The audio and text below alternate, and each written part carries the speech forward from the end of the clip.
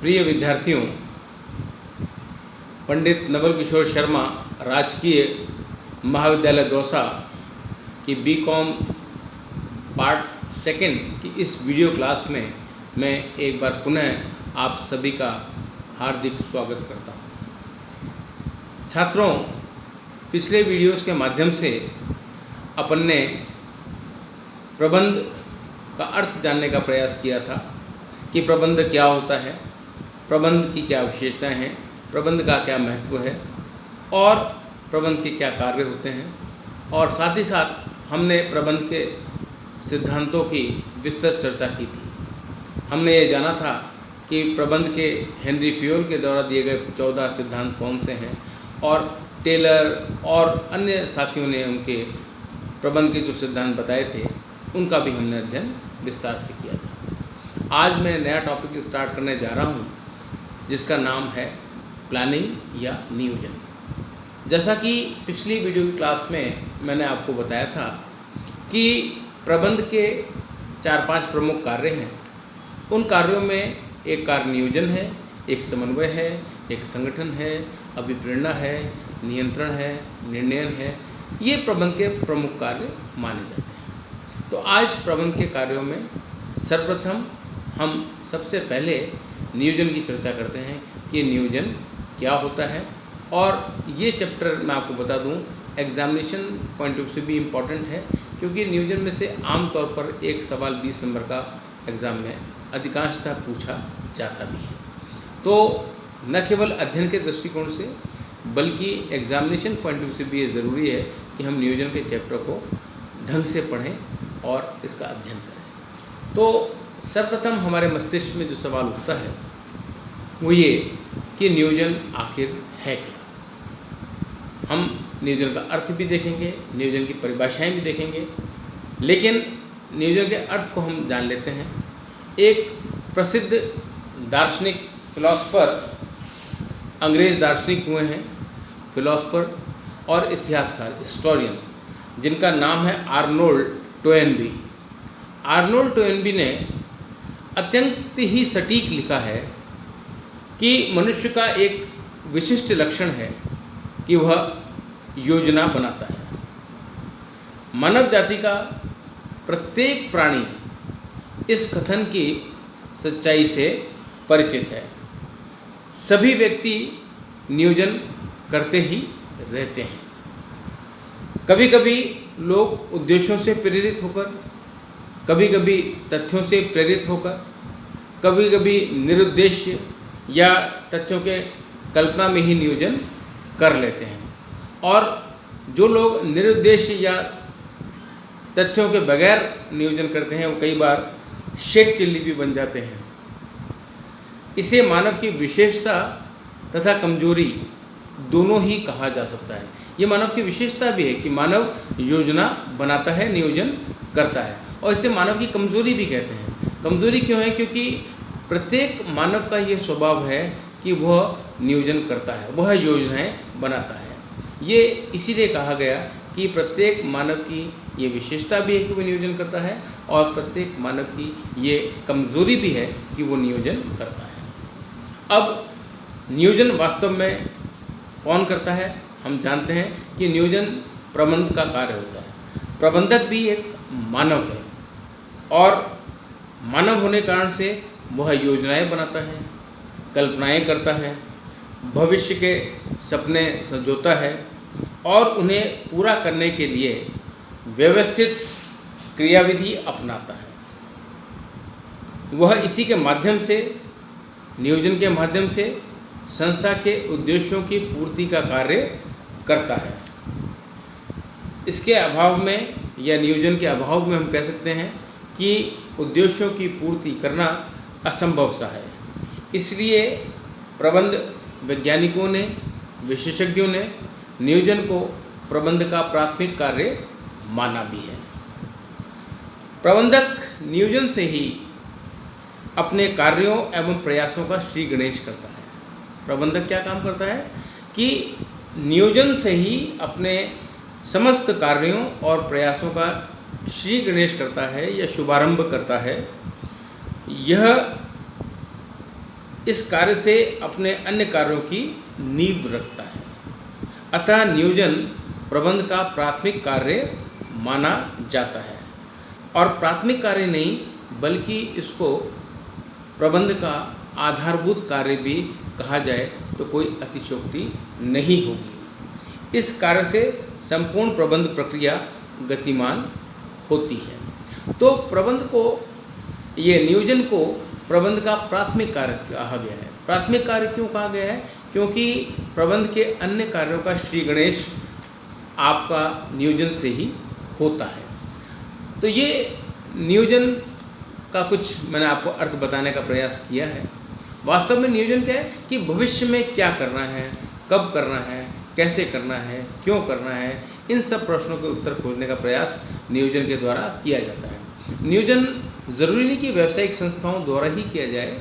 गैर व्यावसायिक संस्थाएं, खेलकूद के संगठन या कोई भी संगठन जिसके अपने निश्चित उद्देश्य हैं, वो उन उद्देश्यों की प्राप्ति के लिए नियोजन करता ही है। तो नियोजन जो है ये सर्वप्रथम या पहला कार्य प्रबंध का हम कह सकते हैं होता है।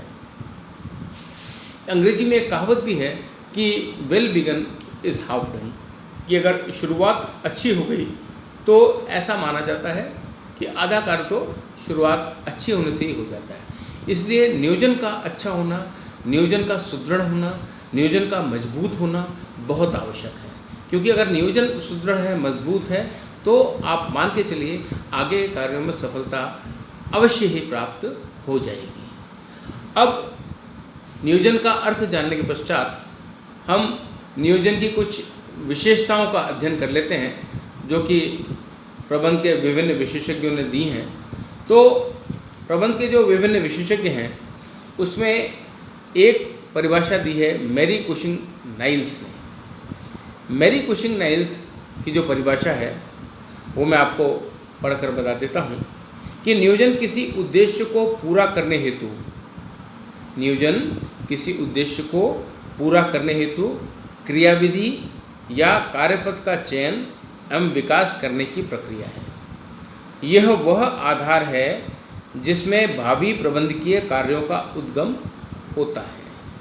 अत्यंत ही छोटी, सटीक एवं सारगर्भित परिभाषा प्रतीत होती है जो कि मैरी कुशिंग नाइल्स के द्वारा दी गई है। मैरी कुशिंग नाइल्स ने क्या बताया कि नियोजन किसी उद्देश्य को पूरा करने हेतु क्रियाविधि या कार्यपथ का चयन एवं विकास करने की प्रक्रिया है। इसका मतलब क्या हुआ कि नियोजन क्यों किया जाता है? किसी उद्देश्य को, किसी लक्ष्य को जिसको हम लेकर चलते हैं उसको पूरा करने के लिए नियोजन किया जाता है, और उस उद्देश्य को पूरा करने के लिए जो क्रियाविधि या कार्यपथ का चयन किया जाता है और उसका विकास किया जाता है वह नियोजन की प्रक्रिया है।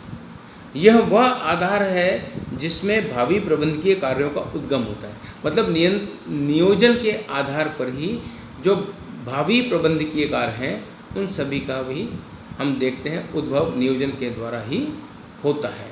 मतलब प्रबंध के अन्य कार्य क्या हैं? जैसे संगठन, समन्वय, अभिप्रेरणा, निर्णय, नियंत्रण, ये प्रबंध के बाकी कार्य हैं।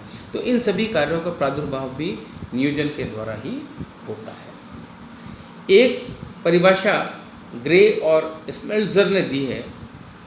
उन्होंने बताया कि नियोजन लक्ष्यों को निर्धारित करने तथा उन तक पहुंचने के लिए विधियों या मार्गों को निर्धारित करने की प्रक्रिया है। बहुत ही संक्षिप्त सी परिभाषा दी है।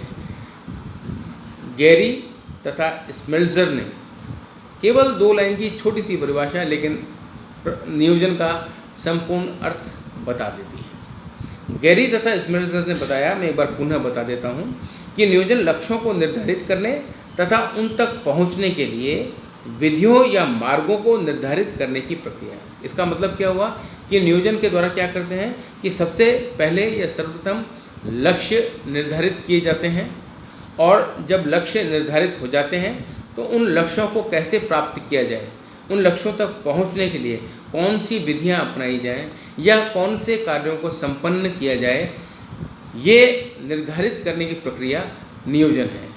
तो स्मेल्जर का भी मोर और लेस वही मानना है जो मैरी कुशिंग नाइल्स ने बताया। दोनों का ही ये मानना है कि नियोजन का तात्पर्य उद्देश्य निर्धारण से है। और जब आप उद्देश्य का निर्धारण कर लेते हैं तो उद्देश्य निर्धारण के पश्चात उन उद्देश्यों की प्राप्ति के लिए कौन सा कार्य किया जाए, कौन सा मार्ग अपनाया जाए, कौन सी प्रक्रिया तय की जाए, ये ही नियोजन कहलाता है। निष्कर्ष रूप में हम क्या कह सकते हैं? निष्कर्ष रूप में हम कह सकते हैं कि नियोजन एक ऐसी प्रक्रिया है जिसके द्वारा किसी संस्था के उद्देश्यों को निर्धारित किया जाता है तथा उन उद्देश्यों की प्राप्ति के लिए किए जाने वाले कार्यों, आवश्यक संसाधनों, नियमों, नीतियों, कार्यविधियों, पद्धतियों, कार्यक्रमों आदि को भी निर्धारित किया जाता है।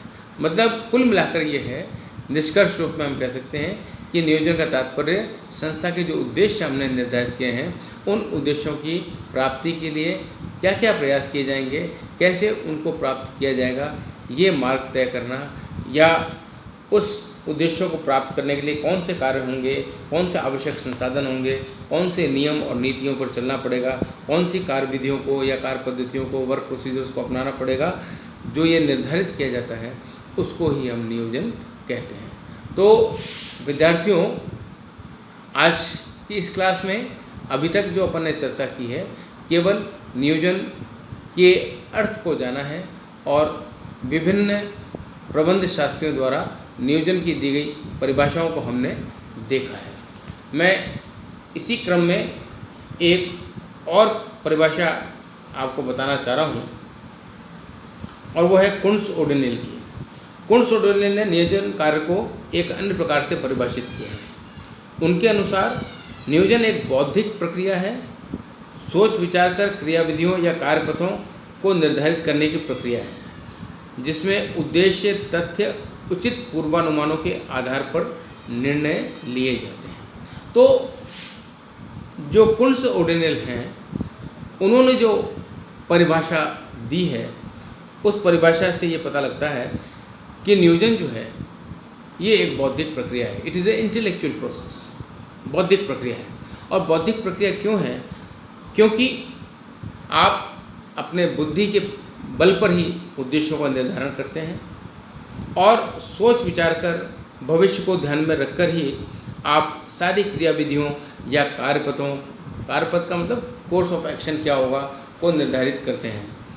आप नियोजन में उद्देश्यों, तथ्यों तथा उचित पूर्वानुमानों के आधार पर निर्णय करते हैं। इन सब के लिए दिमाग का होना ज़रूरी है। तो कुंट्स ओडेनेल ने बताया कि नियोजन जो है एक बौद्धिक प्रक्रिया है जिसमें कि आपको अपनी बुद्धि का प्रयोग करते हुए उद्देश्यों का निर्धारण करना पड़ता है और उन उद्देश्यों की प्राप्ति के लिए कौन सी कार्यविधियाँ, कौन से कार्यपथों को निर्धारित करा जाए, ये तय करने की बात की जाती है। तो मुझे लगता है कि 2-3 परिभाषाएं जो अपन ने देखी और निष्कर्ष के रूप में जो मैंने आपको नियोजन का अर्थ बताया, आपको भली बातें नियोजन का अर्थ समझ में आ गया होगा। और इस चैप्टर में अभी आगे अपन को बहुत सी चीज़ें पढ़नी हैं, तो आज तो मैं यहीं पर समाप्त करता हूँ। नियोजन का अर्थ और परिभाषा हमने अच्छी तरह से देख ली। अगली क्लास में मैं आपको नियोजन की विशेषताएं क्या हैं, कि उसकी कैरेक्टरिस्टिक्स क्या हैं, क्या उसकी नेचर है, प्रकृति क्या है, नियोजन का क्या महत्व है, वाई प्लानिंग इज़ इम्पॉर्टेंट, और नियोजन कैसे किया जाता है, नियोजन कितने प्रकार का होता है, इन सभी तथ्यों की अपन चर्चा करेंगे। तो आज मैं यहीं समाप्त करता हूँ और नियोजन के अर्थ के साथ आपको छोड़ता हूँ। धन्यवाद।